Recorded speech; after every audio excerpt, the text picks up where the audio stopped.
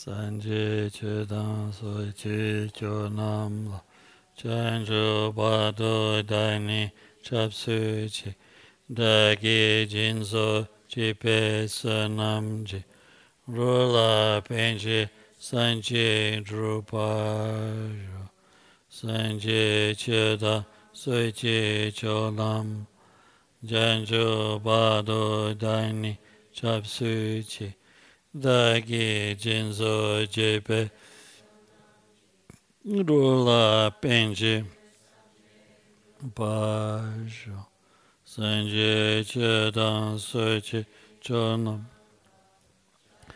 Bado Dani Chapsu Dagi Jinso Jepe Sanam Rula Penji Sanje Drupajo Paden Save Lama Dagi Chio Peme Denshula Gadin Chimbo Gone Jezunde Kusun Tuchino Sandozo. So now we continue from this morning. Alors reprenons là où nous en étions à rester ce matin. So we're talking about the tantras, the scriptural source of the Vajrayana or Uncommon Mahayana teachings. Donc nous parlons des tantras qui sont la source des enseignements du Mahayana non commun. Although it is taught that countless tantras have been proclaimed in this way in the pure realms, not all were transmitted in our world, and of those that were transmitted in the way we explained earlier, not all have survived.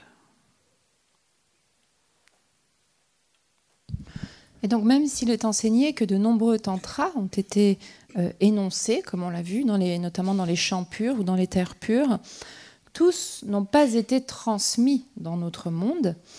Et parmi ceux qui ont été transmis dans notre monde, tous n'ont pas survécu. So, for instance, it is clear that even of the tantras that were transmitted in India, not all were translated into Tibetan.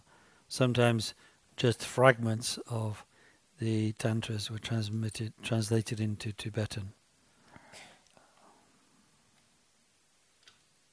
Donc même parmi les tantras qui ont été transmis en Inde, parmi ceux-ci, tous n'ont pas été traduits en tibétain.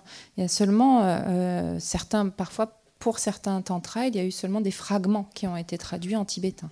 But nevertheless, there are still quite a few who have been translated into Tibetan, so we can say they've survived. Néanmoins, certains ont tout de même été traduits, donc certains ont survécu. So, there, therefore, for instance, the tantras, for the translation of some tantras forms a substantial part of the Kanjur, the translated word of the Buddha in Tibetan. So, if you like, our ultimate scriptural sources.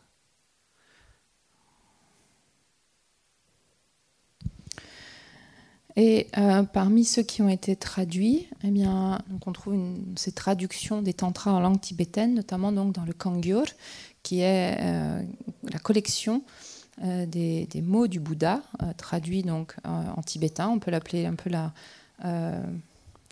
les sources scripturaires ultimes. So they're alongside the sutras and the Abhidhamma and the Pitaka.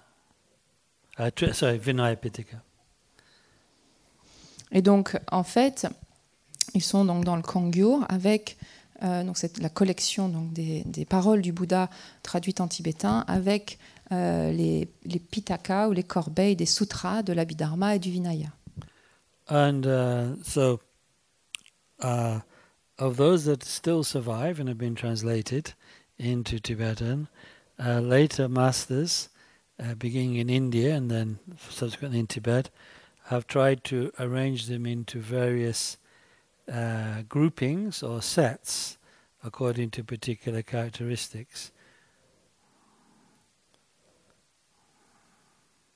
such as the methods taught in the Tantras and other things. So, as a result, in Tibet itself, with the exception of the Nyingma scholars, the scholars of the Nyingma tradition, the scholars in the other three major schools, like Kagyu, Sakya, and Gelug, they group them into four sets of tantras, or four groups of tantras. So we could say, as these schools, Sakya, Kagyu, and Gelug, preserve the translations of the tantras done in the second period of dissemination of Dharma in Tibet, that is 11th and 12th centuries. So those are often called the New Translation schools, or even more simply, the New Tantra schools, meaning here, New Tantra meaning Tantras translated in this second period, as opposed to those translated in the period of the first dissemination of Dharma, which retrospectively therefore is called the ancient translation period. So, therefore, while the masters of the ancient Tantras, the Nyingma tradition, prefer to group the Tantras into 6 sets, we in the new Tantra schools prefer to group them into 4 sets of Tantras.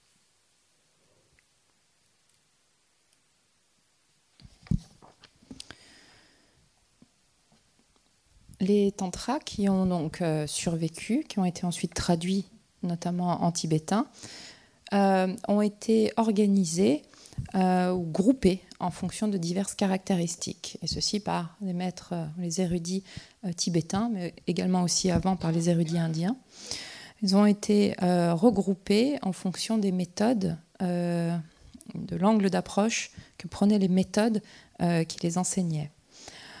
Au Tibet, à l'exception de l'école ou de la tradition Nyingma, les érudits des 3 autres écoles ou traditions tibétaines, donc Sakya, Kagyu et Gelug, regroupent ces tantras en 4 classes, ou 4 ensembles de tantras.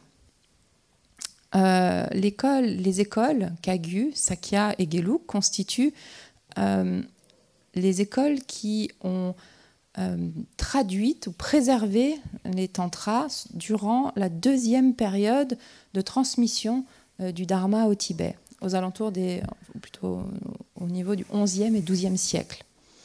C'est la raison pour laquelle on appelle ces écoles les nouvelles écoles, ou encore les nouveaux tantras, les écoles appartenant à la nouvelle traduction, phase de traduction.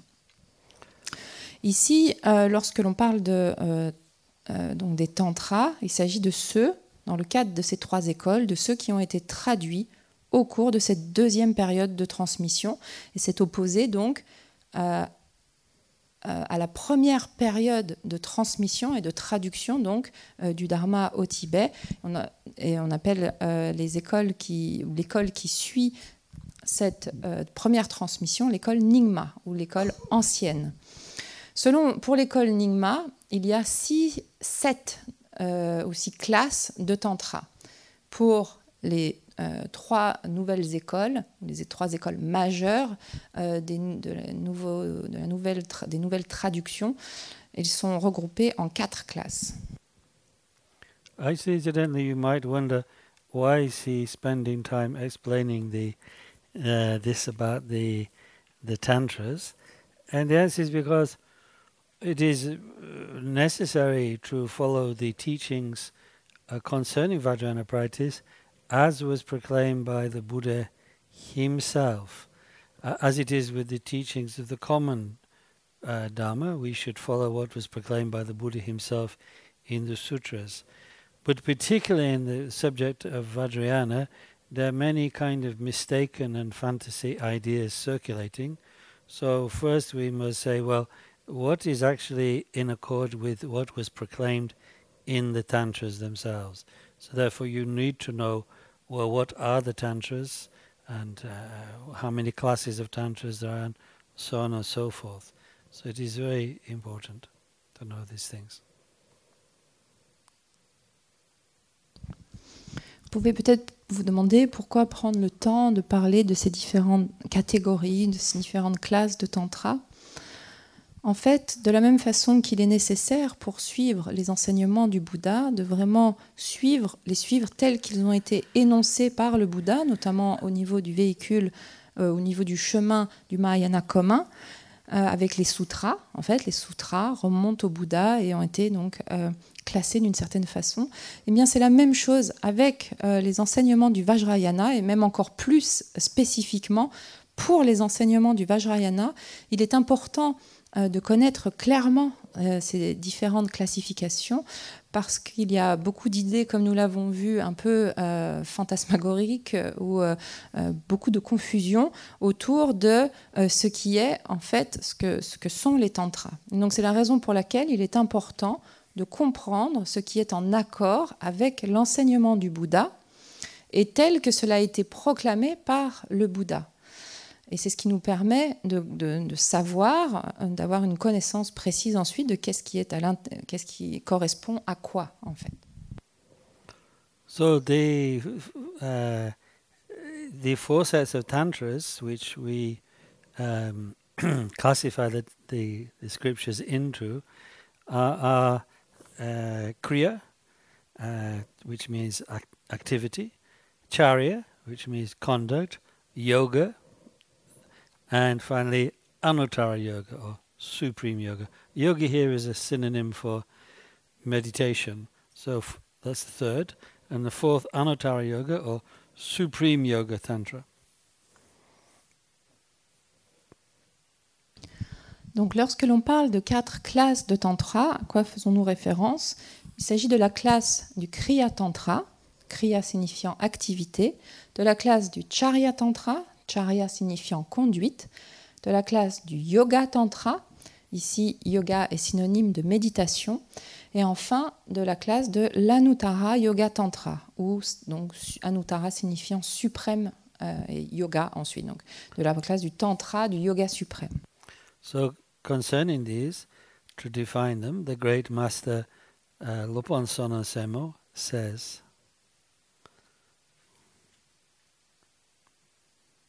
donc, pour clarifier cet aspect, le grand maître Sonam Tsemo énonce la chose suivante. The four sets of tantras are for the different levels of practitioners. Understand, all, of course, to be qualified anyway, one has to have the common qualities, like as we discussed this morning, from the common teachings, renunciation and bodhicitta.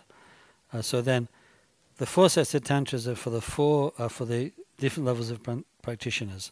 So the person of inferior ability enjoys external practices of purity and so on.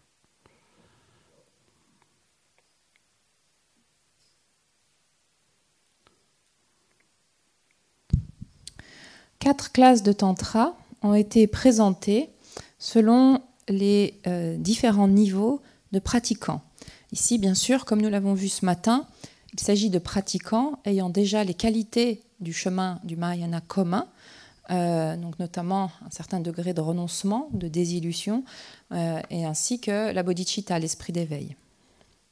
Et donc, la citation continue, « Les individus à l'esprit et aux facultés moindres se délectent d'activités externes comme les activités de pureté ou purificatrices. » For such practitioners, the teacher, meaning here the Buddha, and generally actually in Vajrayana sources, we refer to the Buddha by the term Vajradhara, the holder of the Vajra, the teacher taught the external practices of the Kriya Tantras. Pour ces personnes, l'enseignant, et ici par l'enseignant dans le contexte du Vajrayana, le Bouddha est appelé Vajradhara, donc c'est souvent le nom qu'on va rencontrer. Donc pour ces personnes, l'enseignant a donc enseigné les activités externes et donc énoncé le Kriya Tantra. He continues, the Charya Tantras, so second class, were taught for people who are superior to such practitioners and therefore like both external practices related to body and speech as well as inner meditation. La citation continue avec la seconde classe de Tantra. Les Charya Tantras ont été énoncés pour les individus supérieurs à ces derniers qui aiment ou qui pratiquent les aspects externes du corps et de la parole et internes de la méditation. The Yoga Tantras, the third, were taught for superior people who mainly like inner meditation, and for the supreme practitioners who like the highest meditation, the Anuttara Tantras, the supreme Yoga Tantras, were taught. Les Yoga Tantras, donc la troisième classe de Tantra, ont été énoncés pour les individus supérieurs à ces derniers qui pratiquent uniquement la méditation. Les Anuttara Yoga Tantra ont été énoncés pour les individus supérieurs qui pratiquent une spécificité insurpassable de la méditation. And Sonasamo concludes, due to the fact that this tradition of explanation, meaning explaining the Tantras in 4 sets, is taken from the Vajrapanjara Tantra and was maintained by the great Siddhas, Birwapa and Dombiheruka, so 2 great Vajrayana realized yogins from India, Birwapa and Dombiheruka, it is the best explanation. Cette façon d'envisager les choses, c'est-à-dire d'expliquer le tantra en 4 classes de tantra, bien, suit le tantra de Vajrapanjara et est soutenu donc par les maîtres, les accomplis, les grands accomplis, les siddhas, que sont Virupa, Dombiheruka et d'autres. Et donc pour cette raison-là, eh bien, il s'agit de la meilleure explication, la meilleure tradition.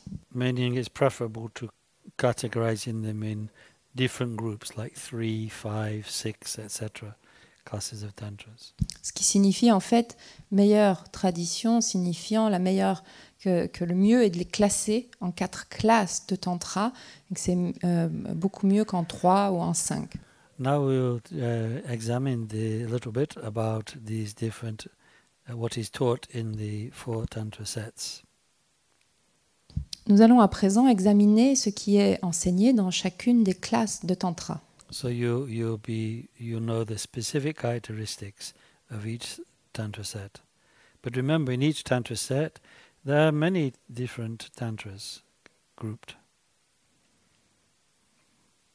C'est ce qui vous permettra de connaître les caractéristiques spécifiques à chaque classe de tantra. Gardez à l'esprit que dans chaque classe de tantra, il y a plusieurs tantras. So in the Kriya or activity tantras, there are ritual activities and requirements concerning purity and diet. For instance, one has to be vegetarian when one does retreat practices from give initiation or do retreat practices from this set. And also sometimes wear particular types of clothing and very pure clothing, and also to be very clean, physically very clean.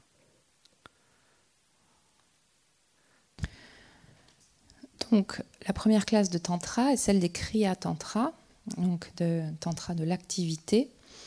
Et donc, il y a pour cette classe de tantra certaines activités rituelles et des prérequis qui concernent la pureté extérieure, de même que le régime alimentaire. C'est-à-dire qu'en fait, il faut parfois être végétarien lorsque l'on pratique des tantras appartenant à cette classe, lorsque l'on va faire une retraite par exemple, ou qu'on va recevoir une initiation, il va y avoir des observances au niveau du régime alimentaire. Parfois cela peut aussi porter sur certains types de vêtements qu'il faut porter, et il y a ainsi qu'une attention particulière qui est apportée à la propreté au niveau du corps. In the meditations of this Tantra set, one does not visualize oneself as the deity, in the deity whose initiation one has received. One does not visualize oneself as a deity, but venerates an external image of the deity, such as a painting or a statue.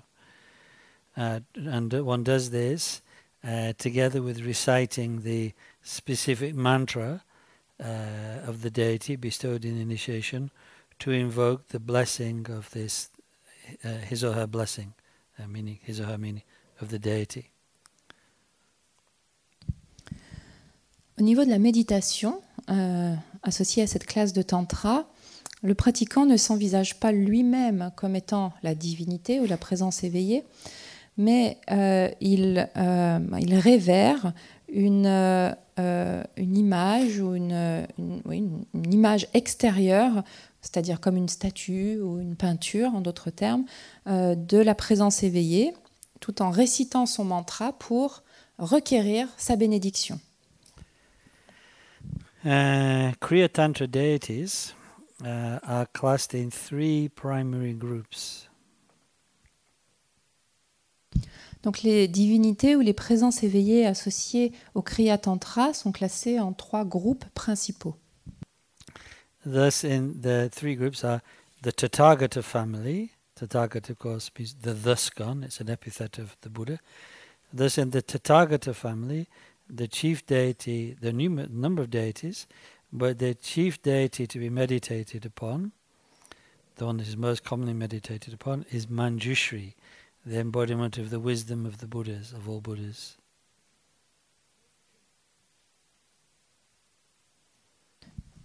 Donc les divinités ou les présences éveillées des Kriya Tantra sont classées en 3 groupes principaux.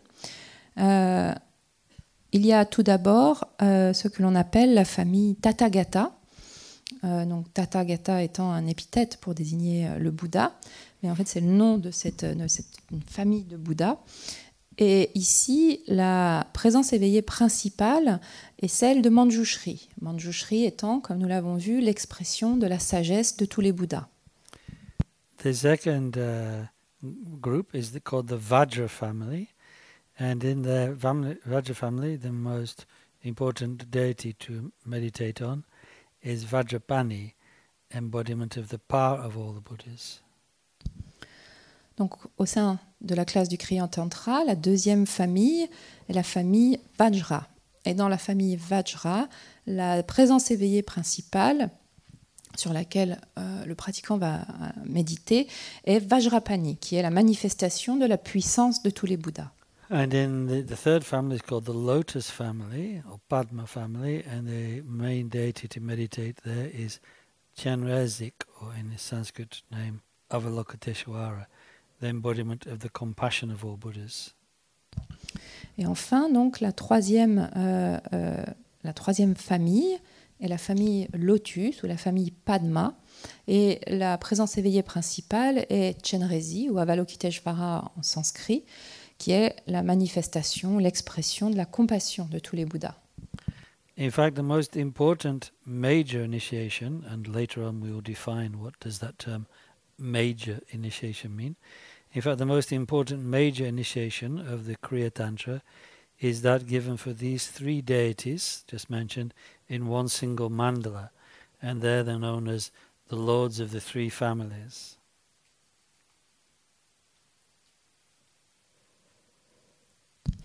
Et l'initiation majeure, principale de cette classe de Tantra est par initiation. Nous définirons un peu plus tard ce que signifie initiation majeure. Ça viendra un peu après. Mais ici, l'initiation majeure, la plus importante donc, de ce système, est transmise pour ces 3 présences éveillées en un seul mandala. C'est ce que l'on appelle, ou elle est connue comme sous le nom des seigneurs des trois familles. Just 2 points to clarify. In these 3 families, there are not just the deities I mentioned, but the other deities, the female deities, and also wrathful deities, as well as peaceful deities. So there's a number of deities in each of these families. And then the second point to clarify is initiations for these 3 deities, Manjushri, Avalokiteshvara, and Vajrapani, are also found in the other Tantra sets. So they're not, you cannot say, oh, all meditations of Manjushri, all initiations of Manjushri belong to Kriya Tantra, for instance. That's not true. But these Kriya Tantra forms are very famous and well known. Yeah, similar.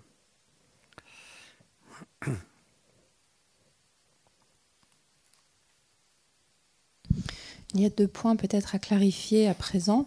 Nous avons parlé de ces 3 familles, nous avons mentionné les présences éveillées principales, mais en fait il y en a d'autres, ce ne sont pas les seuls au sein de cette famille. Il s'agissait des présences éveillées, on va dire les plus principales ou les plus importantes, mais il y a tout un tas d'autres divinités ou présences éveillées qui revêtent différentes formes, des formes apaisées, des formes courroucées, etc. Donc il y a plusieurs, ce ne sont pas les seuls au sein d'une famille. Ça, c'était une première chose. Ensuite, lorsque l'on parle de l'initiation pour ces 3 divinités principales, il faut savoir aussi qu'on retrouve certaines initiations associées à ces mêmes présences éveillées dans d'autres classes de tantra. C'est-à-dire qu'il ne s'agit pas de comprendre ces 3 présences éveillées comme étant le seul apanage du Kriya Tantra. Ce n'est pas parce que on reçoit une initiation de Manjushri, par exemple, qu'il s'agit d'un Kriya Tantra. Il y a aussi d'autres classes de Tantra associées avec cette présence éveillée. C'est simplement qu'ici ont été présentées les 3 plus importantes, principales. And then the second set, the Charya Tantras, or conduct Tantras, as we've said, are for those who wish to practice both external and internal activities. So they combine some of the Kriya Tantra's emphasis on purity with the Yoga Tantra's emphasis upon meditation. Examinons à présent la deuxième classe de Tantra, les Charya Tantra, ou comme nous l'avons énoncé, le Tantra de la conduite. Ici, donc, les Charya Tantra sont énoncés pour ceux qui souhaitent pratiquer les activités externes tout comme les activités internes. En d'autres termes, ils combinent certains aspects qui sont soulignés dans la pratique du Kriya Tantra, comme par exemple la pureté, avec la focalisation, ou le fait de se focaliser sur la méditation, par exemple. Donc il y a ces 2 aspects qui sont combinés dans le Charya Tantra. So, for instance, if one did a retreat on following this Charya Tantra deity, one would observe the similar rules of avoiding meat and so on as with the Kriya Tantra. Par exemple, si nous accomplissons une retraite de pratique, d'une pratique qui appartient à la classe du Charya Tantra, eh bien, il y aura les mêmes observances en termes extérieurs que celles qui sont à observer pour une pratique de Kriya Tantra. Par exemple, le fait d'être végétarien, d'éviter de manger de la viande. But the form of the meditation will be somewhat different. So, in the meditations of this Tantra set, one does visualize oneself as a deity, but the deity known as the pledge form of the deity, the commitment form of the deity, meaning that one is visualizing oneself as the deity. And then, having done that, one visualizes the actual deity, the wisdom being, as we call it, the wisdom aspect of the deity in front of oneself. So one is similar in appearance, but it is the in front deity, which is, if you like, the real deity. So this is a characteristic of the Charya Tantra set. And among the most important initiations in the Charya set is for Manjushri, but Manjushri Arapatsana, it reflects the particular mantra of this form of Manjushri. Manjushri Arapatsana in a circle of 5 deities, in a mandala of 5 deities.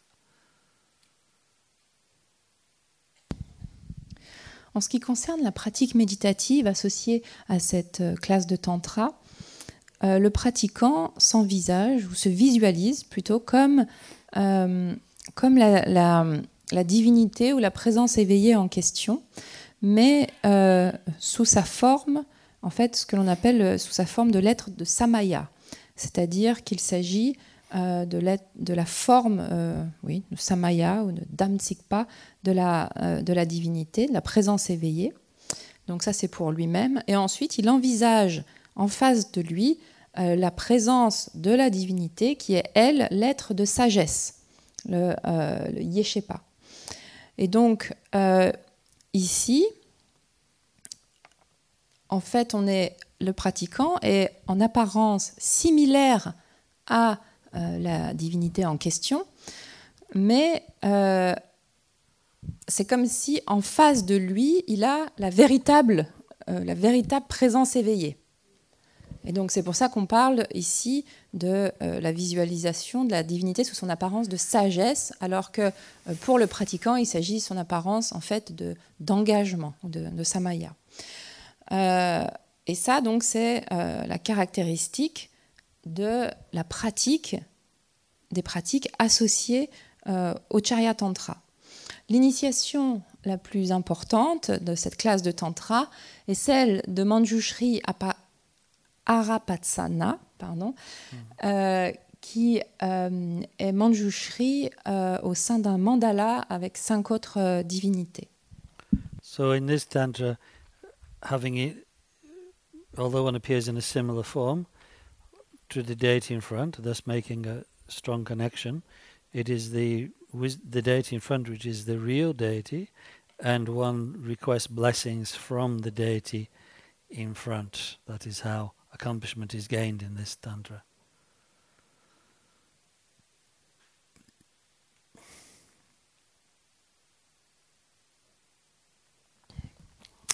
Donc, pour résumer, en fait, le pratiquant apparaît ou se manifeste sous une forme similaire à celle de la présence éveillée, ce qui crée une forte connexion ou un fort lien avec la présence éveillée, mais que c'est la présence éveillée en face de lui est la véritable divinité ou la véritable présence éveillée. Et donc le pratiquant adresse une requête de bénédiction au cours de la pratique, évidemment, à cette présence éveillée afin... et c'est par le biais de la réception de cette bénédiction qu'il va actualiser les accomplissements.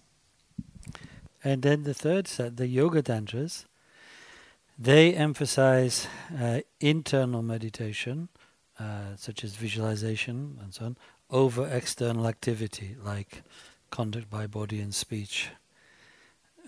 In such Yoga Tantra meditation, having visualized oneself as the pledged deity, the Samaya Sattva, one then invites, so to speak, the wisdom being of the deity, the real deity, whichever deity one is practicing, but the real deity, which is none other than the wisdom of all the Buddhas, the transcendental wisdom of all the Buddhas. That's why it's called a wisdom being.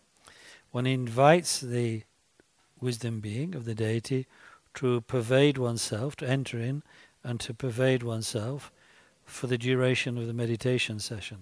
So at that point there's no separation from oneself and the actual deity. But then at the end of the session, one requests the wisdom being to return to the Buddha fields, to the natural state.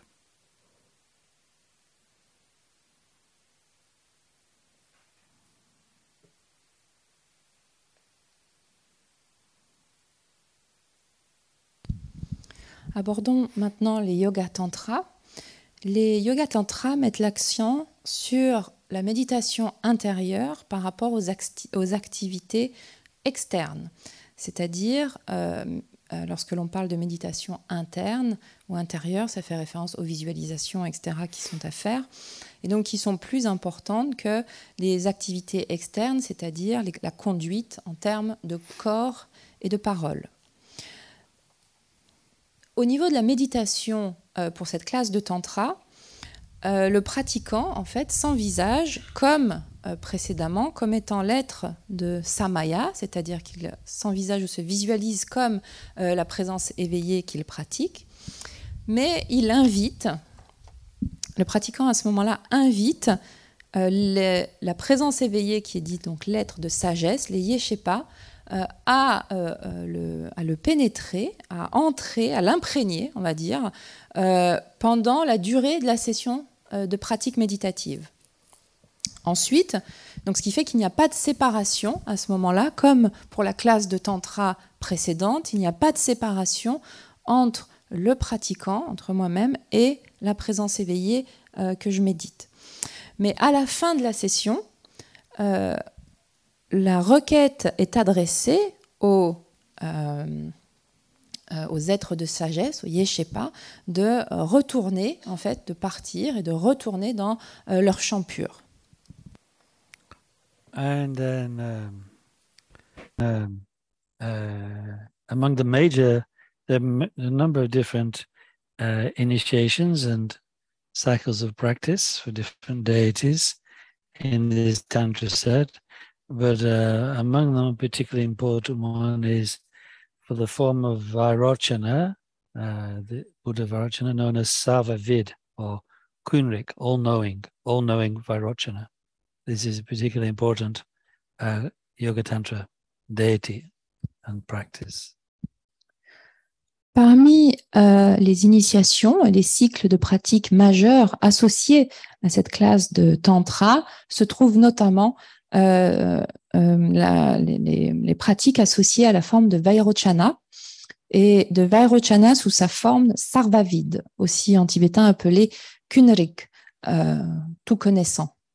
Donc c'est la forme particulière ou une des formes de pratique associées au Yoga Tantra.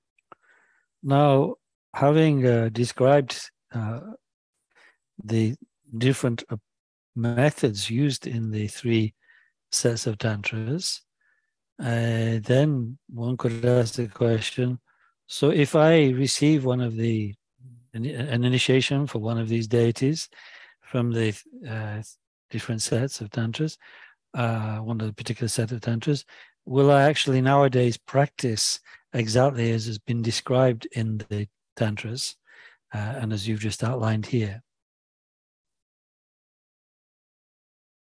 Such as, if I practice a deity from the Kriya Tantra, will I be visualizing myself as in ordinary human form, venerating an external object, taking the blessing from the wisdom being in front of me, and so on? Is that how I will practice that nowadays?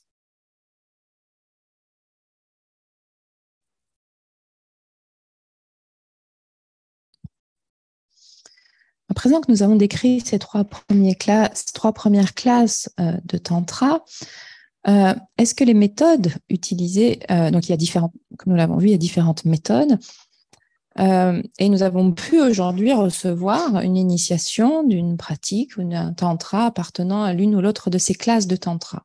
La question qui peut se poser est la suivante: est-ce qu'aujourd'hui la pratique de ces méthodes associées à l'une ou l'autre classe de tantra est-elle la même que ce qui vient d'être décrit? En d'autres termes, est-ce que si j'ai reçu l'initiation d'une pratique appartenant au Kriya Tantra, est-ce que je me visualise sous ma forme ordinaire, ma forme humaine ordinaire, et que je vais vers une présence éveillée qui est là en face de moi, de qui je reçois une bénédiction? Est-ce ainsi que nous envisageons les choses? Well, as the politician says, when the interviewer on the TV asks them a difficult question, I'm glad you asked that. Alors, comme le disent les politiciens, quand quelqu'un leur pose une question délicate à la télé, c'est une excellente question. Je suis très heureux que vous me l'ayez posée. So I'm going to answer it. Je vais y répondre. Or rather, actually, somebody much greater than me is going to answer it. Sakya Pandita. Alors, je vais y répondre, mais en fait, c'est surtout quelqu'un qui est beaucoup plus avancé que moi qui y répond, et c'est Sakya Pandita qui y répond. So we'll get to his words in a second. So here's the thing. Although such differences as I've just described exist between the perspectives, the way of looking at the deity that you're meditating upon or you're being initiated into, although such differences exist between the perspectives and methods of these three sets of tantras, when one practices their deity yogas, their methods of meditation on particular deities, as they appear in famous collections of sadhanas, such as the collection made by the great translator Bari Lotsawa in the 11th century, whose collection of initiations and sadhanas is known as the 100 Sadhanas of Bari Lotsawa. In his collection and in other similar collections, the actual sadhanas, or meditations, or more literally, methods of accomplishment you use, are actually patterned on the template found in the Yoga Tantras.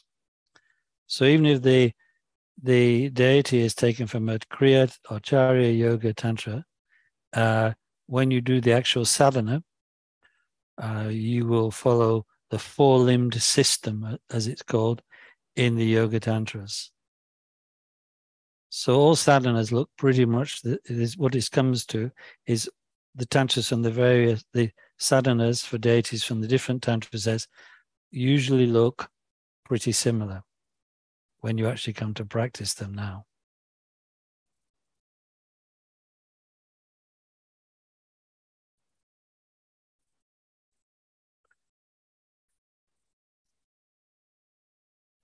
Pretty much as you need to worry about, yes.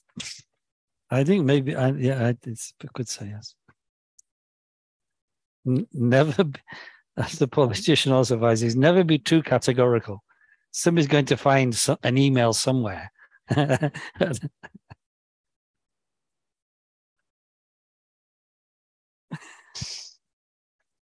Donc, même s'il y a des différences donc, qui existent entre les perspectives et les méthodes de ces trois classes de tantra, comme nous venons juste de le voir, lorsque l'on pratique les yogas ou les méditations associées à ces différentes présences éveillées, à ces différentes divinités, notamment qu'elles apparaissent dans une collection une collection de pratiques assez renommée du maître tibétain, du traducteur tibétain Bari Lotsawa du XIe siècle. Il a écrit les 100 sadhanas. Il y a une collection qui s'appelle les 100 sadhanas de Bari Lotsawa. Eh bien, dans cette collection, les sadhanas, donc c'est-à-dire les pratiques, les déroulés de pratiques, sont toutes, peu importe la classe, l'une ou l'autre de ces trois classes de tantra, elles sont toutes moulées sur le modèle des yoga tantra. C'est-à-dire que même si nous pratiquons par exemple une divinité qui appartient au Kriya Tantra ou au Charya Tantra, la sadhana, donc la pratique associée à cette divinité, et celle, en fait, suit les quatre, ce que l'on appelle les quatre membres, un système en quatre branches, on va dire, des yoga tantra. Donc, c'est la raison pour laquelle les différentes sadhanas, c'est-à-dire les différentes pratiques systématisées, de manière générale, se ressemblent, sont assez similaires dans leur déroulé et dans la façon de pratiquer. Je demandais à Lama Jampa si c'était toujours comme ça, et donc Lama Jampa répond en disant c'est un peu comme les politiciens, on ne va pas catégoriser trop spécifiquement. Il y a toujours un email qui peut se cacher quelque part et qui va venir nous contredire ce qu'on a dit. Donc, de façon générale, aujourd'hui, les sadhanas sont modelés sur les méditations appartenant au Yoga Tantra. As Sakya Pandita explains, extant sadhanas that do include self-creation, visualizing oneself as a deity, have been modeled on the practices of the Yoga Tantra. Donc, Sakya Pandita confirme en disant que les sadhanas qui existent et qui incluent l'établissement de soi-même comme la présence éveillée, eh bien, sous la forme de la présence éveillée, sous la forme de la divinité, ont été calqués sur les pratiques des Yoga Tantra. Just because that question is a very interesting one. I'm not just speaking as a politician. It is, what is in the back of my mind is that Vajrayana was, of course, preserved in Nepal in the Kathmandu Valley, and is still preserved there. And you can, well, the little bit I've seen, I've never actually even talked with any of the Kathmandu Valley practitioners or masters, but when you can see a little bit of the way they carry out the rituals of Vajrayana, it's somewhat different from how it's carried out later on in Tibet. It's probably closer to exactly how it was carried out in India. That is my guess. So I'm not sure. They may, to the extent they practice any of the three lower tantras, they may practice them in an older way than seems to be in the case in Tibet. So I just don't want to be specific. I'm not sure. But for our practice lineages as they exist nowadays, it's really what, as Sakya Pandita says. The sadhanas are all patterned. The three lower tantras are patterned on the Yoga Tantra model.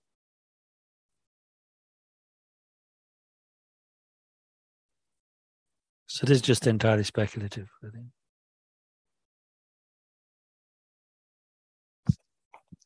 En fait, qu'est-ce que j'ai à l'esprit quand je dis cela? C'est que, par exemple, la pratique du Vajrayana a été préservée, notamment au Népal, dans la vallée de Katmandou, et c'est toujours le cas. Il y a des pratiques du Vajrayana accomplies dans cette vallée, et dans la manière dont ils pratiquent. Alors, je n'ai pas échangé directement avec ces personnes, mais j'ai pu le constater. C'est que la façon dont ils conduisent les rituels est un peu différente de la façon de les conduire au Tibet. Et c'est la façon, je pense, est plus proche de la façon de les conduire en Inde. Et donc, bien sûr, tout cela n'est que spéculatif. J'ai jamais eu confirmation de cela.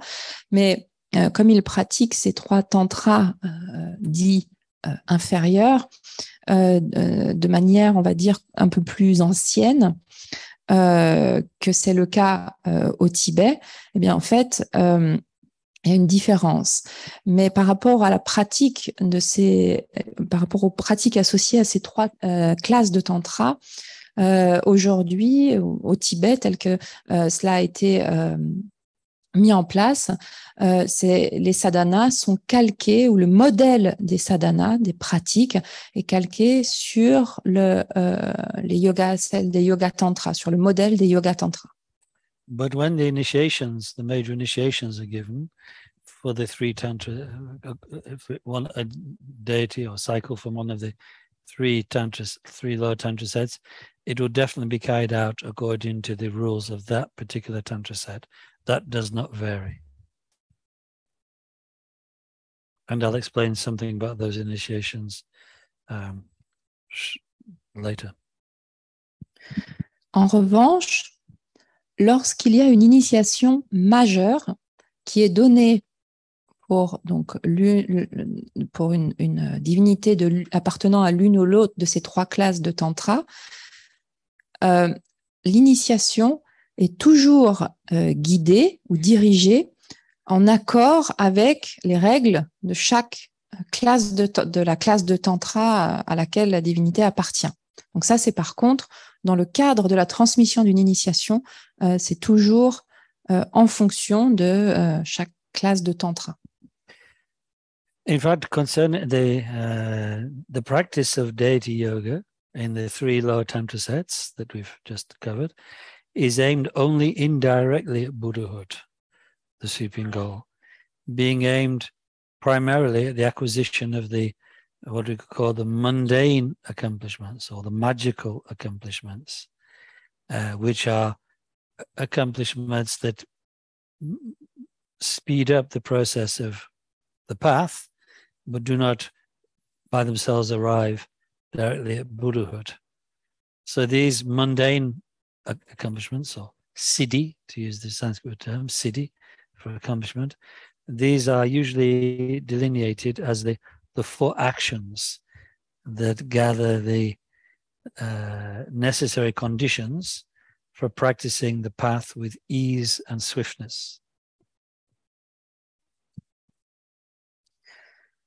Les pratiques associées à ces 3 classes de tantra que nous voulons voir, qui sont également dites les 3 classes de tantra inférieures. Donc la pratique méditative associée à la divinité de ces 3 classes de tantra inférieures vise seulement indirectement à l'éveil. Parce que le but principal est l'acquisition ou l'actualisation d'accomplissements ordinaires. Accomplissement ici, il s'agit du terme siddhi en sanskrit, donc des accomplissements ordinaires, ou également aussi bien magiques. C'est-à-dire que ceci, les pratiques méditatives d'une divinité ou d'une présence éveillée appartenant à l'une de ces 3 classes de tantra a pour but d'accélérer la progression sur le chemin vers l'éveil, mais n'a pas pour but une actualisation de l'éveil en tant que tel. Et donc, ces accomplissements ordinaires, ces siddhis ordinaires, sont généralement définis comme étant les 4 activités, 4 types d'activités qui réunissent les conditions nécessaires pour pratiquer le chemin avec facilité et avec rapidité. On this, Atisha says in the Lamp of the Path of Enlightenment, through the actions of pacifying and increasing and the rest, so he's just mentioned 2 of the 4 activities, there are 2 more, through the actions of pacifying and increasing and the rest, brought about by the power of mantra, use of the mantra in the deity sadhana, it is maintained that the accumulations of enlightenment are perfected with ease. So this is Atisha saying what is the benefit of practicing the lower tantra deities, that they help us to gather the accumulations easily.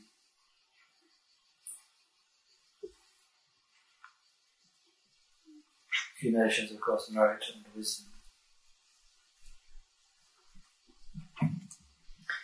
Atisha, dans son texte, La lampe du chemin vers l'éveil, énonce la chose suivante: par l'intermédiaire des actions de pacification, des activités de pacification, d'accroissement, etc., qui sont amenées ou qui sont amenées par le pouvoir du mantra, il est soutenu que les accumulations de l'éveil sont parachevées avec facilité.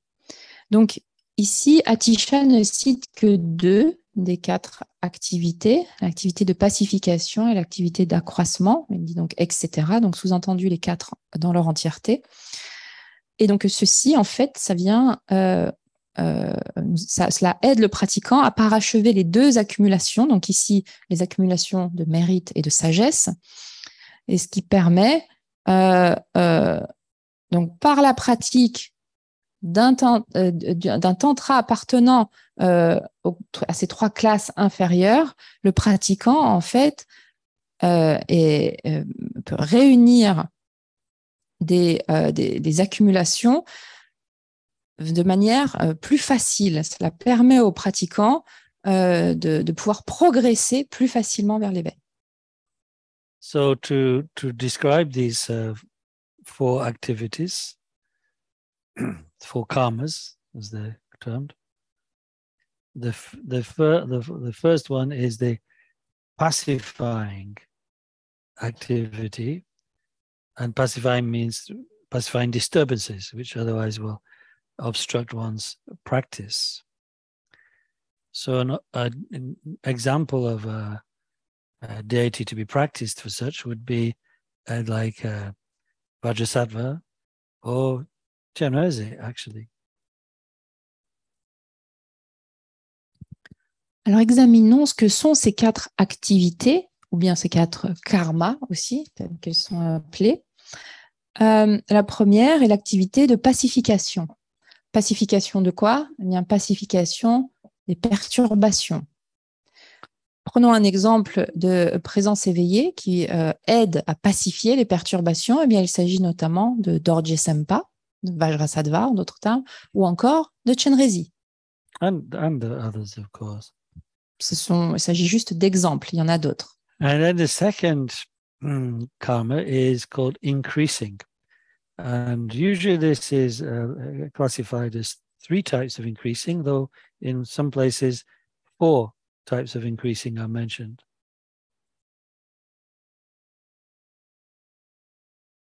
La seconde activité est celle d'accroissement.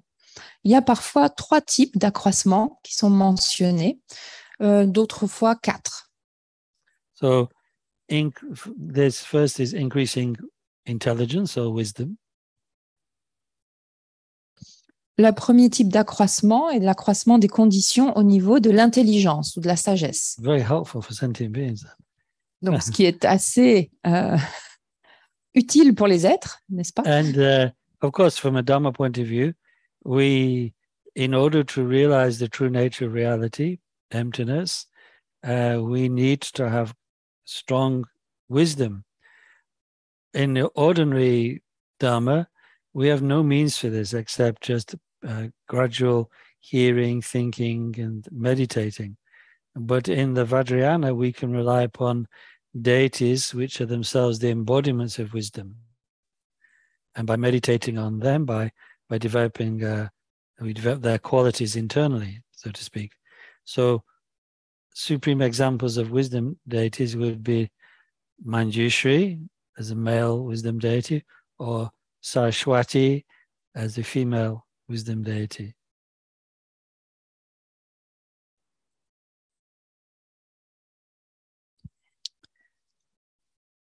Du point de vue du Dharma, nous essayons d'actualiser la nature de la réalité, n'est-ce pas? C'est-à-dire d'actualiser la vacuité. Pour cela, nous avons besoin d'une certaine intelligence, d'une certaine sagesse. Au niveau de l'enseignement du Mahayana commun, c'est quelque chose que l'on va graduellement développer par l'écoute des enseignements, par leur contemplation. Au niveau du Vajrayana et leur méditation, mais au niveau du Vajrayana, you need more wisdom, you know. So, you try to absorb the wisdom. Yes. Au niveau Wrong method. C'est pas la bonne méthode. Au niveau du Vajrayana, ce n'est pas par ce processus graduel ou progressif d'acquisition, mais c'est que nous sommes en lien par la pratique du Vajrayana avec l'expression même de la sagesse, en méditant sur la forme éveillée directement. Par exemple, et c'est ce qui va nous permettre de développer des qualités identiques à cette forme éveillée. Et au niveau donc, par exemple, d'une divinité masculine, il y a par exemple Manjushri, ça peut être une divinité féminine comme Sarasvati qui vont avoir ce rôle. Donc ici, au niveau donc de l'accroissement des conditions liées ou associées à l'intelligence ou à la sagesse. And then, secondly, the second factor to be increased to help us on the path is longevity. Our long life. And if one asks, what is that? Why is this beneficial? The answer is it's not beneficial if one wishes to extend one's life just to have kind of sensual pleasures or something like that, but to be able to accomplish the Dharma properly, we need a long life because there's much to study and to practice. For instance, in the Kagyu tradition, there's a very important story about Gampopa, Sono Rinchen, Milarepa's great disciple. Although Gampopa received a profound transmission from Jesa Milarepa, nevertheless, in his early 40s, he received predictions that he would only live for a very short time. And so, of course, consequently, therefore, this wonderful transmission would not have been passed on. And so he then, as Milarepa had passed away by this time, he went to see his former masters in the Kadam tradition, with whom he previously studied. And through them, he heard there is one method of extending long life, extending one's life, even if there's been negative predictions, and that is to rely upon the deity White Tara. So Gampopa received the initiation of White Tara, the wish-fulfilling gem, from the Geshe Drepa. Geshe Drepa, yeah. So, and therefore Gampopa was able to extend his life to the age of 80 something. And, as they say at this point, and this all wouldn't be here now if Gampopa had not relied upon the deity White Tara.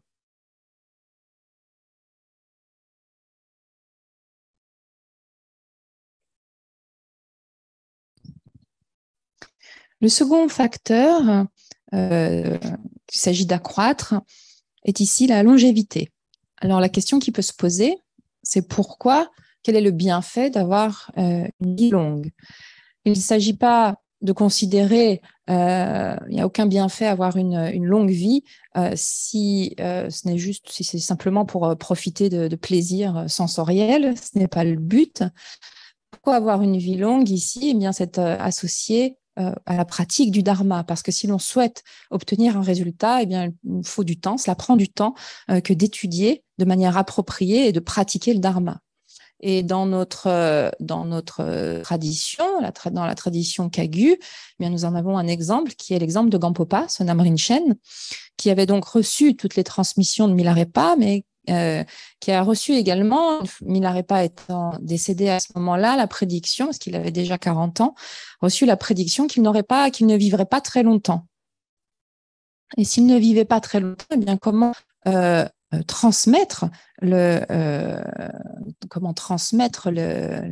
l'enseignement, comment faire en sorte qu'il puisse se poursuivre.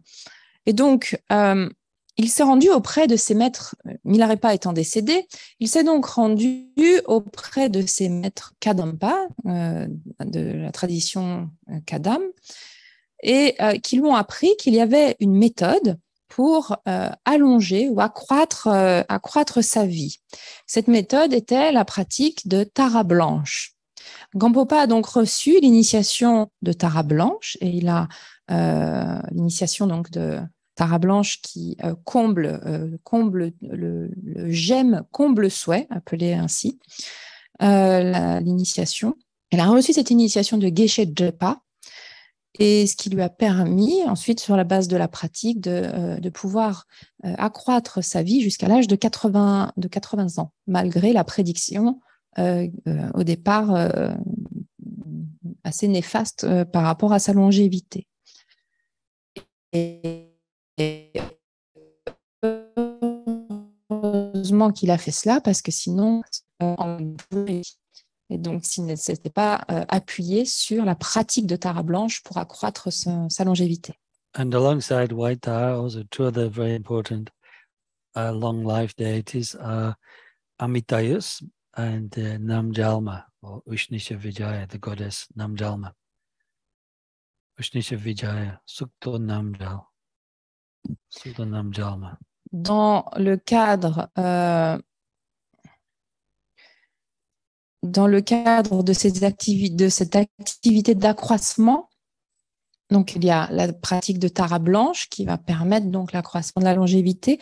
Il y a également pour l'accroissement de la longévité la pratique d'Amitayus ou encore de Namgyalma, Tsuktor Namgyalma ou Ushnisha Vijaya. And then the third type of increasing is increasing prosperity. And again, one might ask, is this not just an ordinary worldly aim?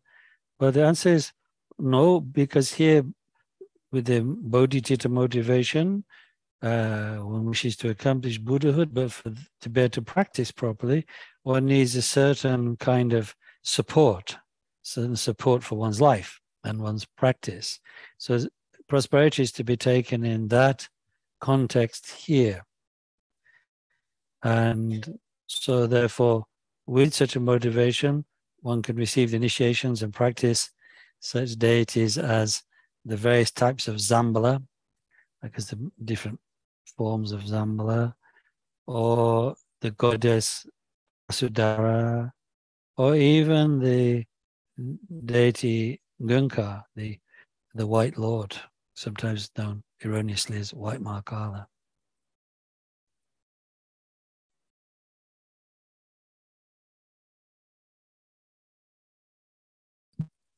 Il y a également l'accroissement de la prospérité. De nouveau, la question peut se poser, mais ne s'agit-il pas ici simplement d'un but tout à fait ordinaire et mondain? En fait, non, parce qu'ici, il faut le considérer dans un contexte il faut considérer cet accroissement de la prospérité, dans un contexte bien spécifique, qui est celui de la pratique sur la base de la motivation de la bodhicitta, de l'esprit d'éveil. C'est-à-dire que nous souhaitons atteindre l'éveil étant motivé ou avec l'intention de la bodhicitta. Et pour cela, eh bien, il nous faut un certain soutien, tant au niveau de notre vie que de notre pratique. Et donc, c'est simplement dans ce contexte qu'il faut comprendre l'accroissement de la prospérité. C'est pour soutenir, en fait, pour être utile à notre cheminement vers l'éveil. Et donc, c'est avec cette motivation qu'on peut recevoir des initiations et pratiquer des pratiques comme celle de Dzambala, par exemple. Il y a différentes formes de pratiques de Dzambala, ou encore de la déesse Vasudhara, ou encore de Gunkar, qui est parfois mal traduit par Mahakala blanc, mais c'est pas vraiment le cas. Donc, il y a des pratiques associées à cette activité d'accroissement de la prospérité. Or Ganapati, who the Hindus know as Ganesha, but for us, the deity Ganapati is another important wealth deity. Ou encore la pratique de Ganapati, qui est connue par les hindouistes sous le nom de Ganesha, mais qui a une pratique en fait dans le cadre bouddhique préconisée pour l'accroissement de la prospérité et des richesses. And so usually these are the three factors of increasing, but as I mentioned, sometimes the fourth one is adding mastery, which means like authority, to increase one's authority. But again, in order to benefit one's Dhamma activity.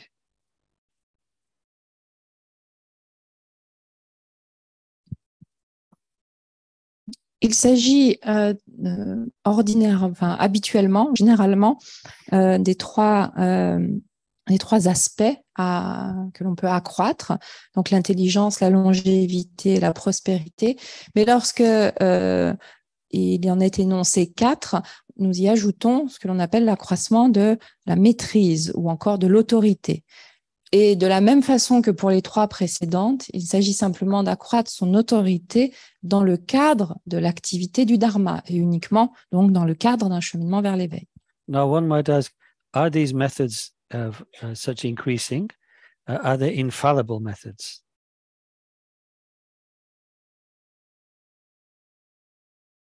Nous pourrions nous demander, est-ce que ces types, par exemple, d'accroissement, cette activité d'accroissement, s'agit-il en fait de méthodes infaillibles? This is actually not, because so much depends upon karma. En fait, on ne peut pas dire qu'il s'agit de pratiques, si on pratique ces pratiques de façon infaillible, nous allons obtenir ces accroissements, parce qu'en fait, il y a aussi le karma qui rentre en compte. Because like Patramite says, one kind of atom of karma is more important than a mountain of effort. Parce que comme le dit Patrul Rinpoche, un atome de karma est plus important qu'une montagne d'efforts. So, for instance, for increasing one's life, it is explained that the dangers to one's life, when to take one's life, are like the exhaustion of karma, the exhaustion of life force, and the exhaustion of merit.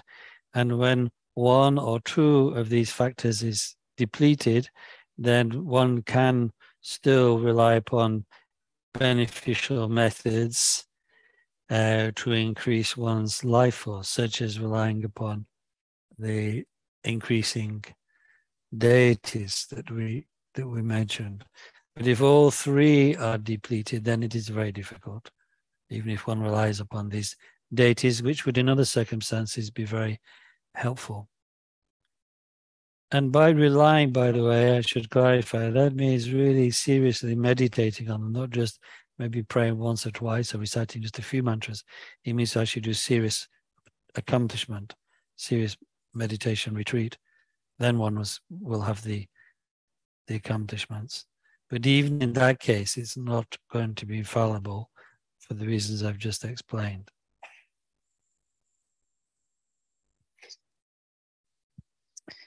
Prenons l'exemple de l'accroissement de la longévité.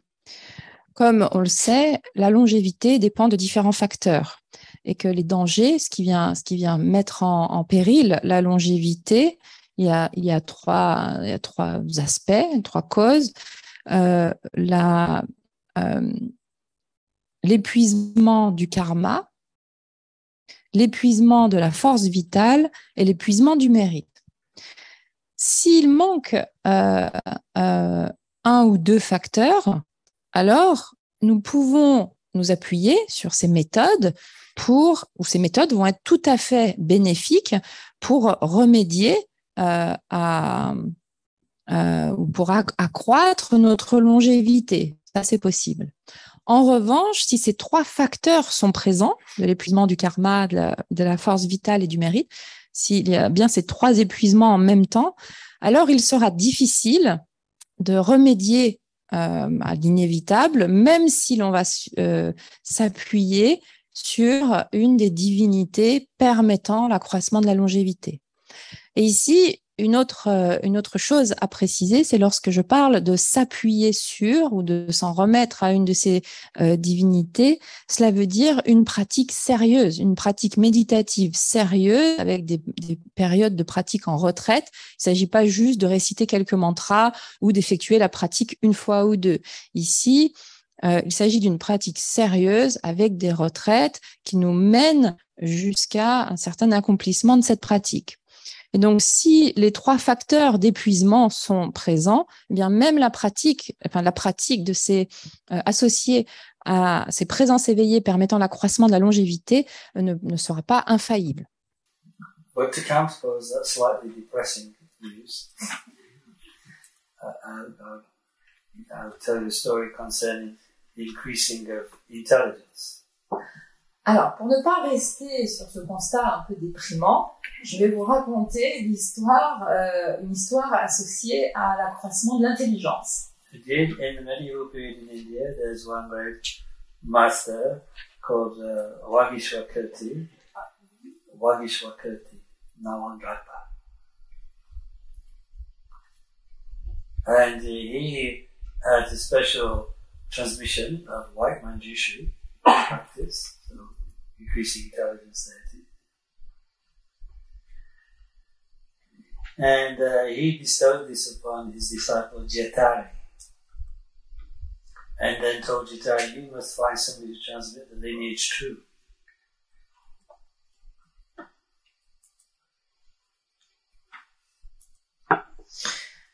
Au Moyen-Âge, en Inde, il y avait donc le Siddha qui s'appelait Nawangappa, resté sous le tibétain, et qui détenait une transmission spéciale de manjushri noire.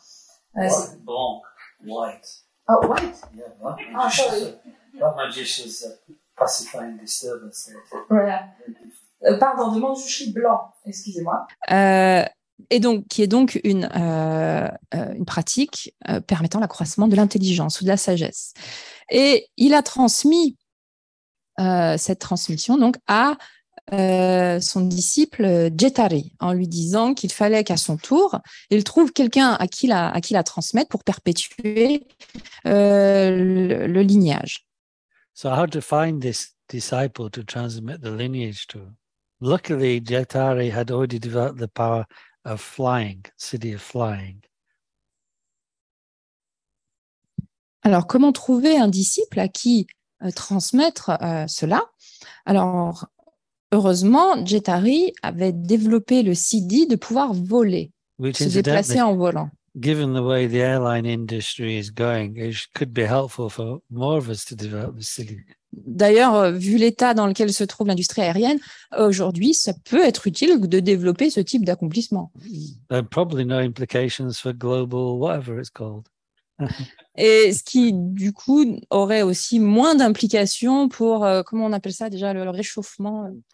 So then, anyway, so Jetari, he flew all over the place in looking for the disciple, this predicted disciple, but he could not find anybody.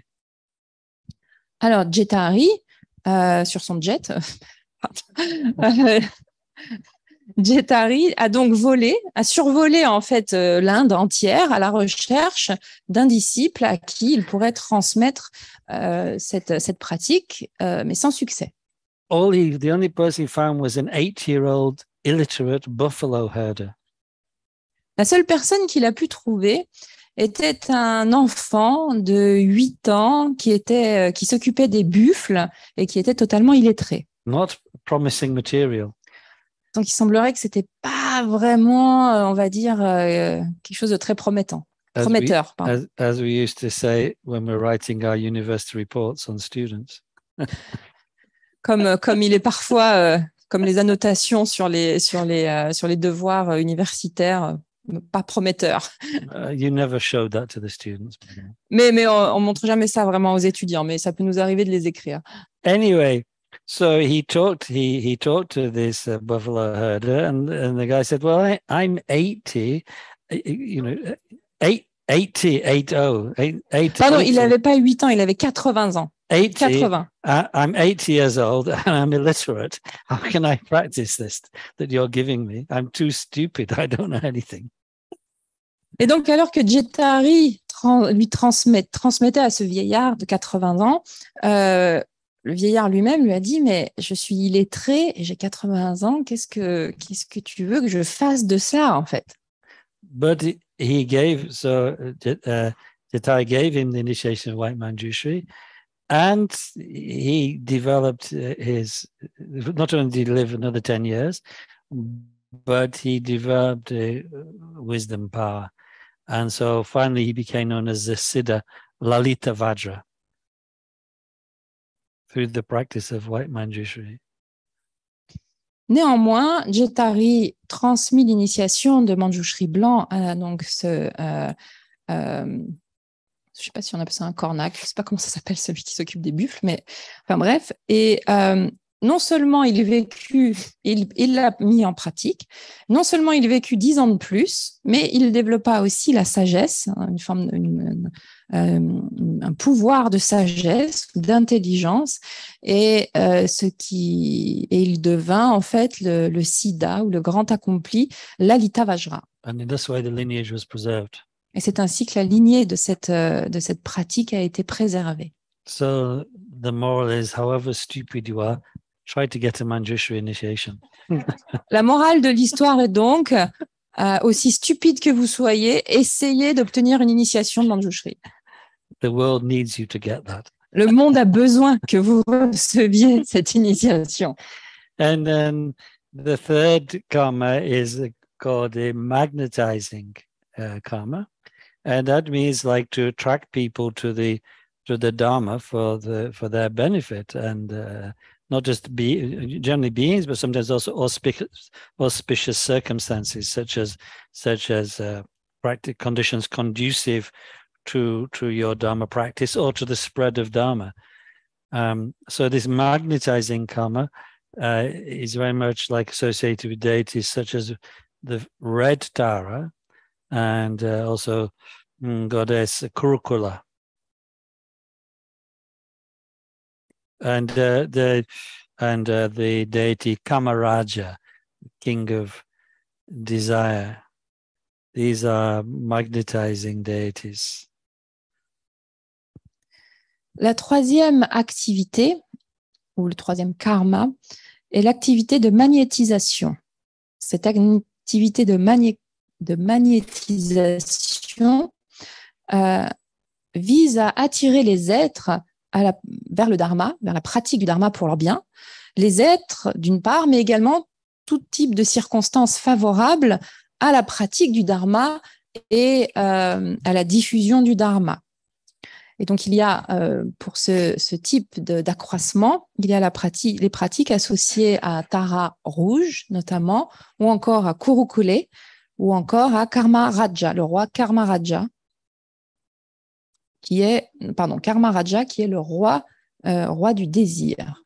Donc, ces pratiques permettent l'accroissement ou permettent l'activité, permettent l'activité de magnétisation. And then finally, fourth karma is the wrathful activity of forcefully subjugating obstacles to Dharma. So, example of this would be the deity Hayagriva. Et enfin, la quatrième activité est celle de subjugation. Il s'agit donc de subjuguer avec force les obstacles au dharma ou à la pratique du dharma. Et pour cela, il y a notamment la pratique de présence éveillée comme Hayagriva. So these are the four karmas, and so many of the deities which are given from the different collections of sadhanas are for one of these activities. But as we've said, indirectly they lead us to Buddhahood. Just directly they lead us to these particular powers.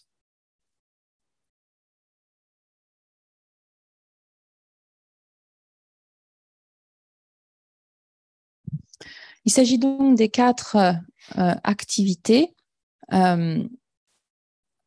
ou des quatre karmas auxquels peuvent nous conduire les pratiques des trois classes de tantra inférieures. Donc, il y a toute une collection de sadhanas nous permettant d'accomplir donc directement ces pouvoirs ou ces capacités particulières, mais permettant indirectement, puisque l'idée étant d'aller indirectement, par ce biais-là, nous amenant indirectement à l'éveil. So by contrast with the lower tantras, which we've just outlined really, in the practice of the Anuttara Yoga Tantra, the Supreme Yoga Tantra, which possesses the true skillful methods of known as the development stage and the completion stage, with these, one is aiming directly at Buddhahood.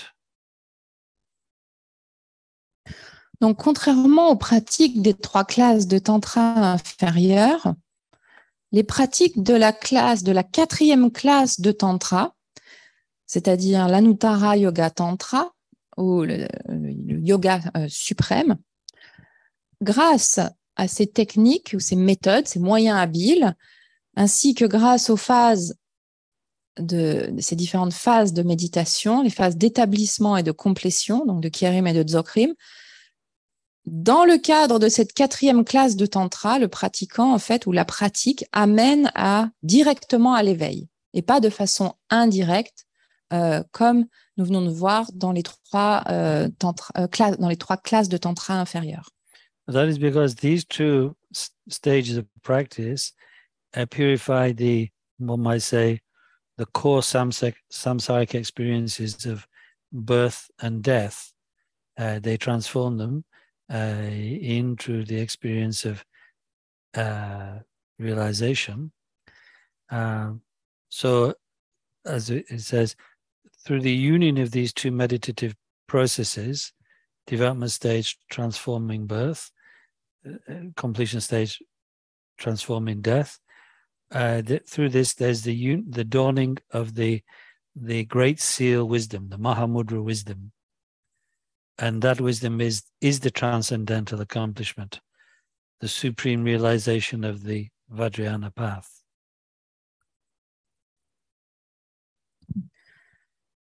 So through the lower tantras, we cannot achieve this only through the Supreme Yoga Tantra.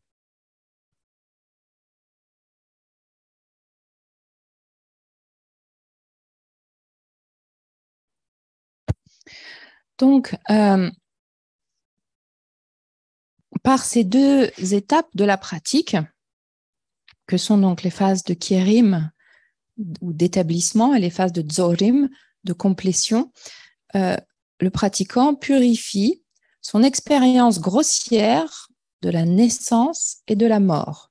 Et il va transformer ces expériences grossières, il va les transformer en l'expérience de la réalisation, de l'actualisation de l'éveil.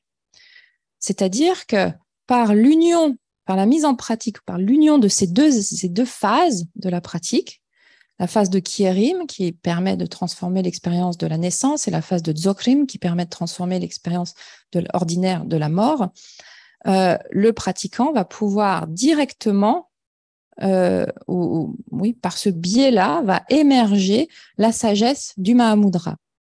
C'est-à-dire qu'une pratique appartenant aux classes de tantra inférieures, aux 3 classes de tantra inférieures, ne permet pas d'actualiser ce résultat. C'est seulement les pratiques appartenant à la 4e classe de tantra qui peuvent le permettre.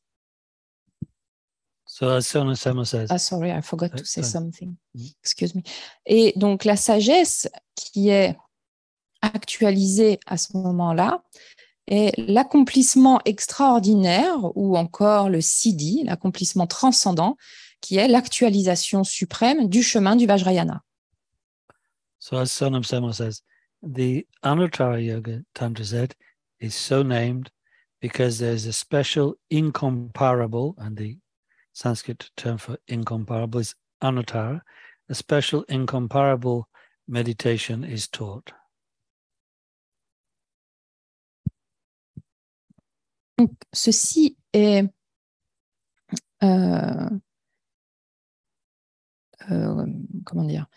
illustré ou plutôt prouvé par la citation de Sonam Tsemo qui énonce l'Anuttara Yoga Tantra est ainsi nommé parce qu'il enseigne une spécificité de la méditation qui est incomparable ou insurpassable. Et par le terme le terme incomparable ou insurpassable est en sanskrit Anuttara. Anuttara Yoga Tantra itself is divided into 3 subsets. The father line tantras, as they're called, the mother line tantras, and non-dual tantras. And each of these has its own particular tantras and its own particular orientation in spiritual practice. Les tantras appartenant à la classe de l'Anuttara Yoga se subdivisent en 3 sous-classes.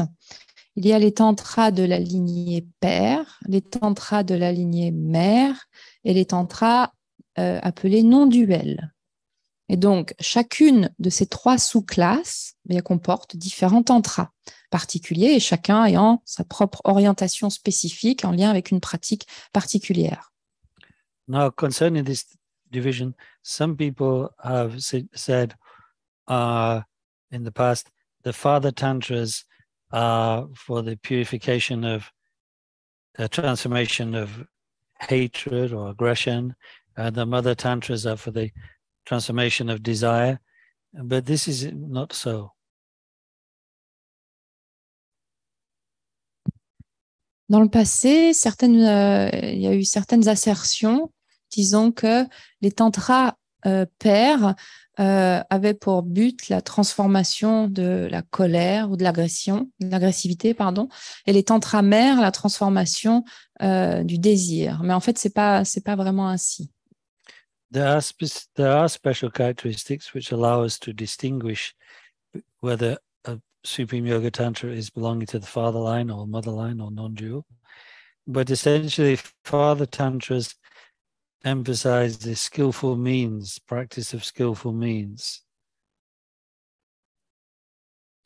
Il y a effectivement des caractéristiques spécifiques pour chacune de ces 3 sous-classes de l'Anuttara Yoga Tantra, mais ce ne sont pas celles qui viennent d'être énoncées. La classe des tantras pairs met l'accent en fait sur les moyens habiles. And an example of such a father line tantra would be Guhya Samaja Tantra, the Assembly of Secrets Tantra. And while that is a father line tantra, it teaches particularly transformation of desire. Whereas another important father line tantra, Vajra Bhairava, that emphasizes the transformation of aggression. Par exemple, dans cette sous-classe donc des tantras pairs de l'Anuttara Yoga Tantra, nous allons trouver le tantra de Guhya Samaja, qui signifie Guhya Samaja signifiant l'assemblée du secret. Donc, ce tantra de Guhya Samaja vise particulièrement à la transformation du désir. Mais nous allons également trouver dans cette sous-classe de tantra, donc de la lignée paire, le tantra associé à Vajra Bhairava. Et ici, Vajra Bhairava vise, ou est plutôt associé à la transformation de l'agressivité. And famous important motherline tantras are such tantras as Chakrasamvara and Mahamaya. And the main characteristic of such motherline tantras is emphasis on wisdom. En ce qui concerne les tantras mères, la caractéristique des tantras mères est que l'accent est mis sur la sagesse dans les pratiques. Et il y a par exemple le tantra de Chakrasamvara, qui appartient au tantra mère, ou encore le tantra de Mahamaya. And there are 2 important non-dual tantras, at least according to Visakya. That is the Tantra Hevajra and the Tantra of Kalachakra. Some people accept only the second of these as a non-dual tantra, but in Sakya, Hevajra is classed as non-dual and a mother line tantra. And in these non-dual tantras, both skillful means and wisdom are emphasized.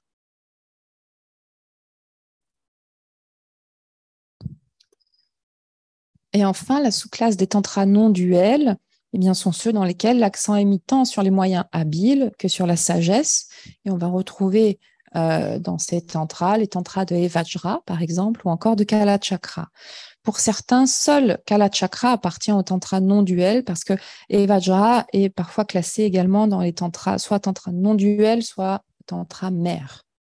So now we'll finish for today because we've discussed firstly the connection of the Vajrayana with the common Dharma, in particular how it's uncommon Mahayana itself, and then what is the view held in the Vajrayana and how is it realized, and then we discuss the sources of the Vajrayana, the tantras themselves with their different classes and characteristics.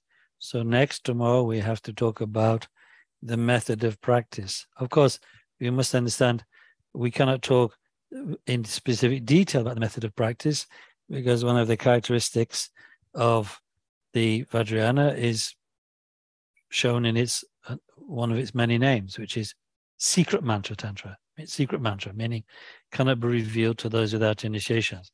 So tomorrow we'll talk about the method of practice in general terms, without breaking any vows and pledges.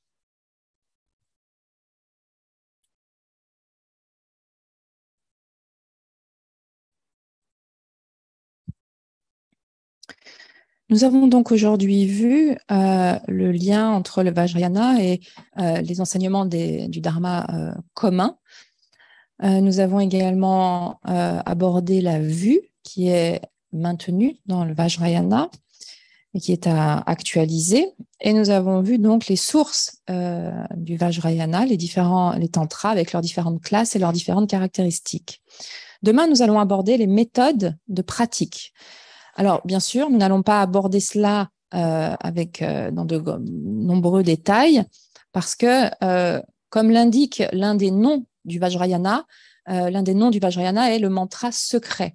Donc, il s'agit en fait d'une pratique confidentielle qui ne peut pas être révélée sans avoir reçu les initiations requises pour chaque classe de tantra. Donc, nous allons aborder les méthodes de pratique en termes généraux, donc ainsi sans endommager aucun vœu ou aucun engagement relatif au Vajrayana. So till tomorrow at 10 o'clock. Donc à demain à 10 heures. Sunam di tamshi sikpa ne tobe ne pe dranam pamchi ne chiga na chiba sipe sole drowa drowa ju